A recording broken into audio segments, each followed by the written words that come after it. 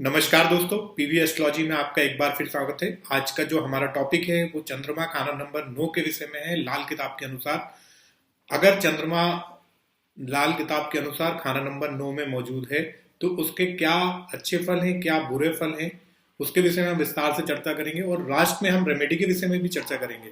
तो दोस्तों, जिन्होंने भी मेरा चैनल सब्सक्राइब नहीं किया है, मेरा चैनल जरूर सब्सक्राइब करें। अगर आप हमारा चैनल सब्सक्राइब करेंगे तो यकीन मानिए हमारा हौसला भी बढ़ेगा और हम नई नई जानकारी आप तक लाने की पूरी कोशिश करेंगे। खाना नंबर 9 में चंद्रमा को लाल किताब में घड़े के बराबर मोती कहा गया है। शुतुरमुर्ग का अंडा भी कहा गया है, ऐसा व्यक्ति होगा।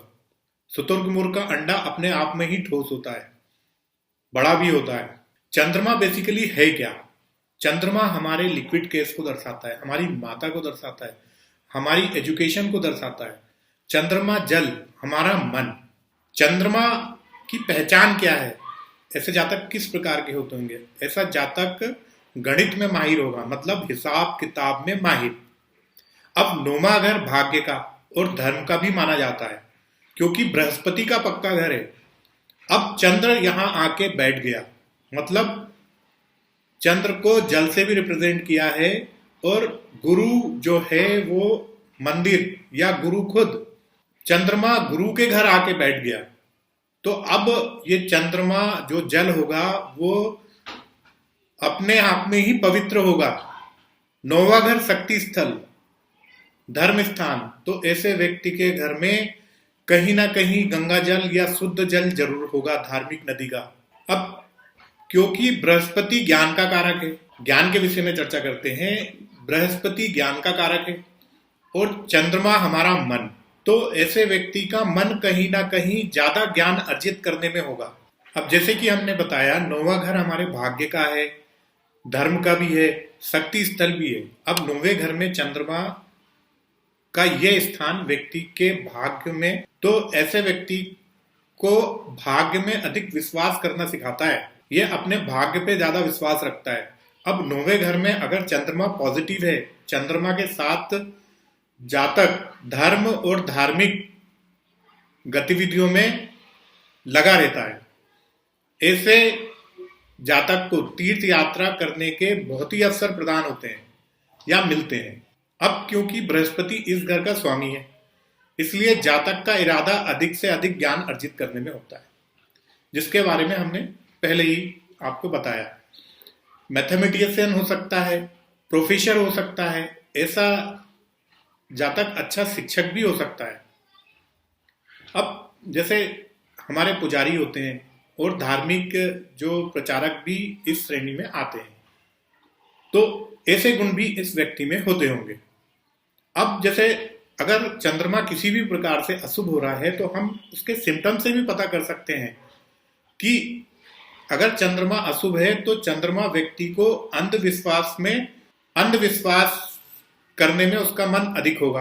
अब कभी कभी ऐसे व्यक्ति को दूसरे धर्म में भी दिलचस्पी हो सकती है और कहीं ना कहीं ऐसे जातक साधु या फकीरों से ताबीज लेकर भी अपने भाग्य को, जो भाग्य में और अड़चने पैदा कर लेते हैं। तो दोस्तों, ये तो हमने चंद्रमा शुभ और अशुभ के विषय में ब्रीफ में बताने की आपको कोशिश करी।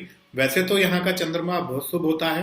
कुछ योग के विषय में हम चर्चा करते हैं कि कुंडली में कैसे योग हो सकते हैं, उनसे क्या लाभ होता है, क्या हानि होती है, उसके विषय में विस्तार से चर्चा करते हैं और स्टेप बाय स्टेप आपको समझाने की कोशिश करते हैं। खाना नंबर 9 में चंद्रमा हो और कायम हो तो दूसरों को दुख दर्द को दूर करने वाला होता है ऐसा जातक। अब लाल किताब में घड़े के बराबर मोती भी कहा गया है, जो 9 गुना अच्छा फल देगा। मतलब मल्टीपल एजुकेशन भी इस व्यक्ति की होगी, बुजुर्गों की बहुत अच्छी स्थिति भी होगी और ये बुजुर्गों का कहना भी मानता होगा क्योंकि 9वां घर हमारे बड़े बुजुर्गों का भी है।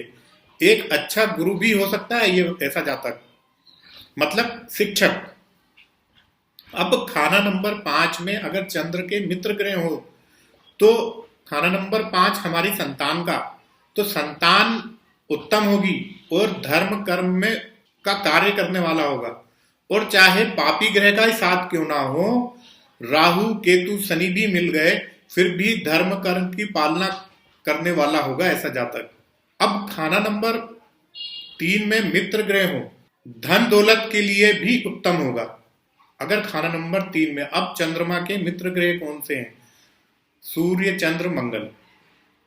अब एक और कंडीशन आती है, खाना नंबर 4 में अगर मित्र या कोई अच्छे ग्रह बैठे हों तो अच्छी किस्मत का मालिक होगा, माता पिता का सुख अच्छा होगा, लिक्विड कैश भी अच्छा होगा, धर्म कर्म में भी उत्तम होगा ऐसा जातक। जैसे बृहस्पति का साथ या संबंध हो जाए चंद्रमा से, तो अगर ऐसा व्यक्ति गरीब परिवार में भी पैदा हुआ है तो भी उत्तम स्थिति धीरे धीरे हो जाएगी। अब चंद्रमा 9वें के वक्त शत्रु खाना नंबर 3 में हो, मतलब शुक्र हो जाए, तो शुक्र और चंद्र मिल गए तो मतलब शुक्र और चंद्र की आयु में, मतलब शुक्र की आयु होती है 25 साल, चंद्र की आयु होती है 24 साल। इसके मध्य में माता की आंखों में कष्ट हो सकता है। तो दोस्तों ये तो हमने कुछ कंडीशन बताई आपको। अगर ऐसी कंडीशन है तो जो पॉजिटिव इफेक्ट बताए हैं, जो नेगेटिव इफेक्ट बताए हैं, वो आप अपने हॉरोस्कोप में खुद ही देख सकते हैं। तो दोस्तों अब हम आते हैं, मतलब हम प्रिकॉशंस क्या ले सकते हैं अगर चंद्रमा खाना नंबर 9 में है, अगर अशुभ है तो हमें क्या प्रिकॉशंस लेने हैं। वैसे भी ये प्रिकॉशंस आप फॉलो करिए। तो चंद्रमा अगर अशुभ भी है तो अपना प्रभाव शुभ देने लगेगा। और कुछ रेमेडी के विषय में चर्चा करते हैं। सबसे पहली चीज, अपने चरित्र को साफ रखे, stay away from illegal affairs, ये पहला पॉइंट है। अब जैसे चंद्रमा से संबंधित वस्तु जैसे चांदी, चावल, दूध आदि के व्यापार में आप कर सकते हैं। दूसरों का झूठा भोजन नहीं करना है और अपना झूठा भोजन भी किसी को नहीं देना है। झूठ बोलने से बचे। मंडे का आप उपवास भी रख सकते हैं और भगवान शिव की आराधना भी कर सकते हैं। कभी कभी धार्मिक यात्राएं करें। जो मजदूर होते हैं उनको आप दूध भी पिला सकते हैं। सिंपल, यही रेमेडी और यही प्रिकॉशंस आप फॉलो करिए, डेफिनेटली इससे आपको लाभ मिलेगा अगर चंद्रमा यहाँ किसी भी तरीके से मंदा हो रहा है। तो दोस्तों ये तो एक प्लैनेट के विषय में हमने चर्चा करी। एक प्लैनेट से पूरी कुंडली प्रिडिक्ट नहीं कर सकते और एक प्लैनेट का मगर कहीं ना कहीं रोल होता है। एक प्लैनेट अर्थ से फर्श तक भी पहुंचा सकता है। तो दोस्तों प्रिकॉशंस फॉलो करिए, जो रेमेडी बताई है उसको करिए, डेफिनेटली आपको उससे लाभ होगा। और जिन्होंने भी मेरा चैनल सब्सक्राइब नहीं किया है, मेरा चैनल जरूर सब्सक्राइब करें। धन्यवाद।